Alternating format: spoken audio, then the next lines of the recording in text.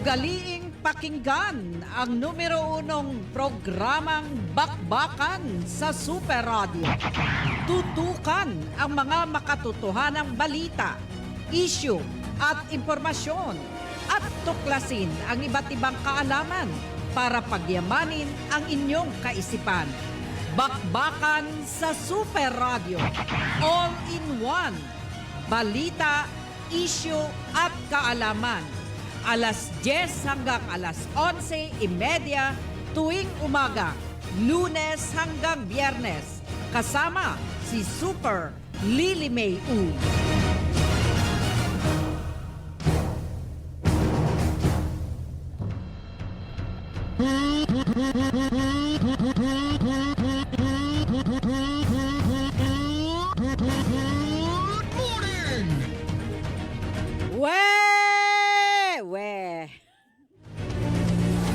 Webes na naman. Ice Domingo, good morning. Magandang araw na naman, Palawan.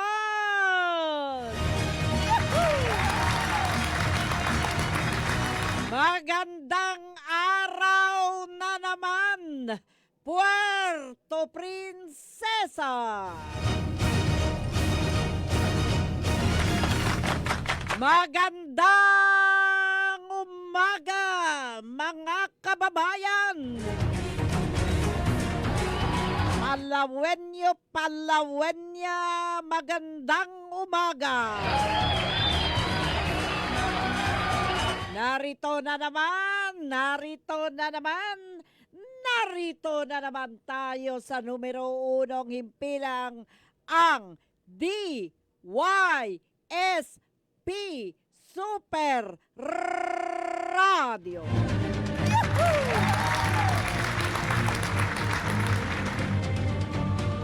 At ang numero 1 programang Bakbakan. Bakbakan sa Super Radio. Programang nakakawili, programang nakakasabik pakinggan, programang hahanap-hanapin ninyo, kapaki-pakinabang, punong-puno ng impormasyon, punong-puno ng kaalaman, punong-puno ng balita, tips at iba pa. Kung may buy one, take one, ito buy one, take all. Yahoo!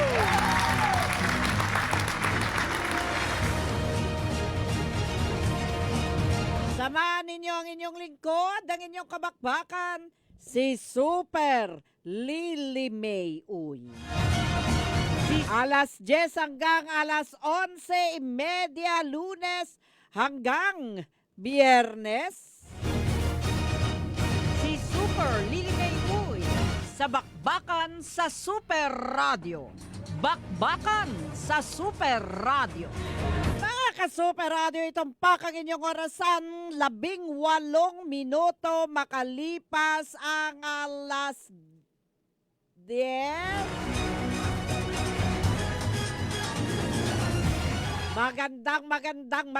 Maganda pa kayo sa umaga, Maring Sally Garibay. Ate Munina Garibay. Kay Vilma at kay Riley. Vilma! Riley, anong ginagawa ninyo? Magandang umaga sa inyo.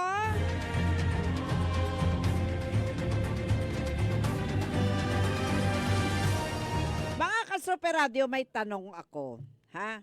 Nakaranas na ba kayo ng mga tao na kapag natagpo, pagka kaharap ninyo, minsan, oy, kay Leo Cervantes Havares, good morning. Parang kapag ma-meet ninyo, parang hindi muna nag-iisip bago nagbibitaw ng salita. Yung tinatawag nilang taklesa. Naka-encounter na kayo ng ganyan? May mga taong taklesa, hindi nyo alam? Meron. Niwala ba kayo sa akin? Meron ba talaga? Oo. Minsan, kunyari, nag-reunion kayong magkaklase, uy, mag-reunion tayo. Ganon, 'di ba?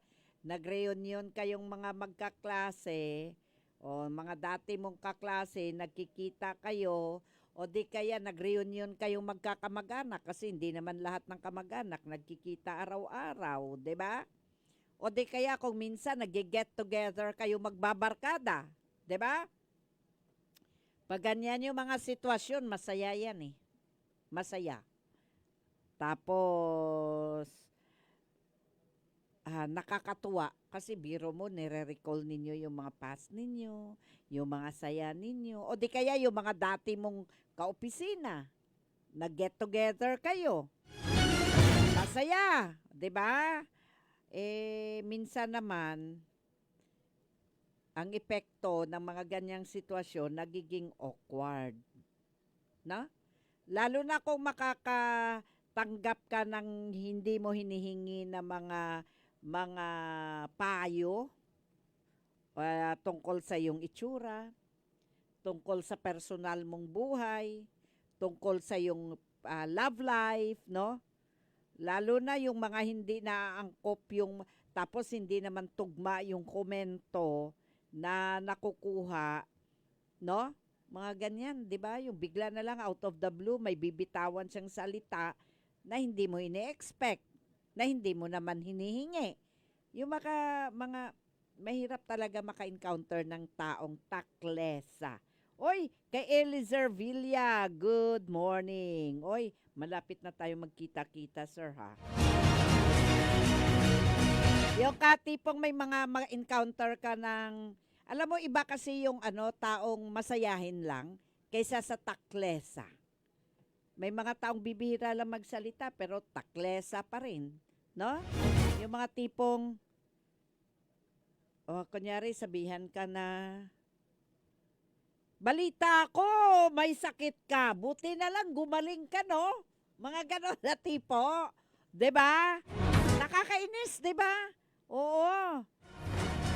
Kahinaan at kakulangan. May mga Bakbakan ganyan eh. mo. Uy, balita ko mare, may sakit ka. Buti gumaling ka. Anong gusto mo mangyari? Hindi siya gagaling. Ano mo bang gusto mong mangyari? Yung mga malaman ng mga tao, yung mga mucus, mga phlegm na detalye ng kanyang sakit. Medyo lalo na kung sasabihin pa, balita ko may sakit ka na na tuberculosis, o 'di ba? Tapos may nakikinig, anong tawag mo diyan sa taong ganyan? 'Di ba? Taklesa. Oy, from Dagupan with love daw. Salamat. Ang sakit pakinggan, 'di ba? May mga ganyan din minsan may encounter ka. Kumusta na kayo ng asawa mo? Yung ex mo ba na asawa mo? Alam mo, hindi kayo bagay noon. May mga ganyan, no? Alam mo kung ba ganyan, kung maka-encounter kayo ng kausap na ganyan, sagutin nyo ng ganito. Ay, nako, nasagasaan na po ng pison. Nakita niya na ngang ex, itanong pa. 'Di ba? Meron ding alam niya na bakla yung tao, sasabihan niya pa, bakla ka pa rin? Oo, may mga ganyang tao, maniwala kayo, no? Pag ganyan, no? Pag ikaw bakla, tapos sabihan ka na ganyan, ay bakla ka pa rin, sagutin mo, oo, bakla pa rin ako, pero ikaw, huklubang matanda ka pa rin. Diba? Para tingnan natin kung makasalita pa yung taklesa na yan. May mga ganyan naman talaga, di ba? Tama ba ako? Oo, oh, di ba? Kita niya na nga bakla, tanungin pa kung bakla eh. Kaya dapat, sagutin mo rin, bakla pa rin ako, ikaw huklubang matanda pa rin. Meron ding alam na wala pa ngang anak, matagal nang may asawa, hindi pa rin nagkakaanak, tanungin pa, bakit wala pa kayong anak? Parang ganun lang kadali gumawa ng anak, Oo, dapat, alam nyo, yung mga ganitong klaseng tao, alamin yung mga bagay-bagay kung ano ba ang mga pwedeng itanong, ano bang pwedeng hindi. Mas maganda nga, less talk, less mistake para wala kang masaktan. Oo. Ako noon, may may na-encounter ako. Ganito yung sinabi sa akin. Siguro nakapag-asawa ka ng mayaman. Buti ka pa, umasenso ka na, yumaman ka na. Parang akala mo yumaman, di naman ako yumaman. Tatanga-tanga ba yun? Oo. Yung ganito klaseng mga tao, hindi man lang nag-iisip bago magbitaw ng salita, no? Parang nakalimutan nila na ikaw marunong ka rin naman magtrabaho para makaraos ka sa buhay mo.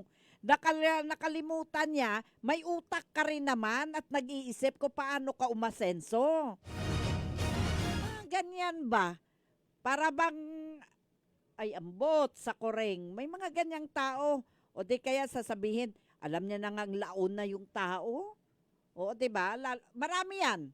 Yung wala pa yung asawa, yung babae, kunyari. Alam na nilang walang asawa, tanungin pa, bakit wala ka pa ding asawa?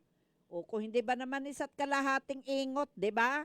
Alam nyo, kung ganito, kunyari, sabihan ka ha, may edad-edad ka na, tapos wala ka pa ring asawa, alam naman nilang wala kang asawa, at may magtatanong sa'yo, bakit wala ka pa ding asawa? Sagutin nyo na lang, bukas na lang, gabi na, sarado simbahan. Ganyanin nyo na lang, para tapos ang usapan. Kahinaan at kakulangan. Tayo talaga, no? Ano yan? Lahing Pinoy o ugali ng tao? Oo. Anong isang araw, may nagsabi talaga sa akin, Hoy, May! Kumusta ka na? Diyan sa mall, oh. Bakit ganyan ka na? Tumaba ka na rin. Alam mo, dati ang sexy mo. Tisay ka. Ngayon, ba't ganyan ang mukha mo?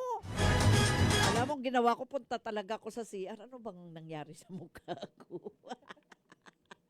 May mga ganyan eh. O di kaya sabihan ka, ang ganda mo. Ganda mo ngayon. Bakit? Parang sarap sa tanungin eh. Bakit? Pangit na pangit ba ako kahapon? Ngayon kasi sabi niya eh. So kahapon, sabihan ka ba naman, ang taba mo, ano nangyari? Alam mo, marami talagang taong taklesa, no? Nagbibitaw ng salita, hindi nag-iisip. 'Di ba? Hindi muna nag-iisip, hindi muna nagmumuni-muni bago magbitaw ng salita, no? Yan ang kahinaan natin eh, no? Lagi na lang nakikita natin yung mali ng iba, no? O lagi na lang nakita natin yung kailangan, yung kakulangan ng iba, baguhin mo. Lahat dapat umaayon sa taste mo, umaayon sa kagustuhan mo, no? Alam mo, yung mga ganyan eh, feeling nila, sila lang yung matuwid ang sarili, no? Alam mo, pag nakipag-argue ka, nakipagsagutan ka sa ganyang klaseng tao, wala kang panalo. Hindi ka mananalo. Hindi ka magkakaroon ng chance na ikaw ang panalo. No? Kaya wag ka nalang makipagtalo sa ganyang klaseng tao. Kasi palagi, sila ang tama. Sila lang yung perpekto. No? Yung mga ugali ng mga taklesa, ganyan, no? Sila yung tinatawag na brutally frank. It's good to be frank, pero kung brutal ka na frank ka, hindi na yun tama, no? May mga tao nga nagsasabi, ganito ako brutal ako, brutally frank ako. Pinagmalaki pa, parang tanga, di ba? Nakakalimutan nila, nakakasakit na sila ng damdamin ng iba, no? Nakakalimutan nila yung biro nila, nakakasakit na. Nakakaabala na sa iba. At nakakalimutan ko rin na pa-commercial na pala. Kaya mamaalam muna ako, mamaya na ako magpatuloy, ha? Oy, mga ka-Super Radio, 30 minuto makalipas ang alas 10.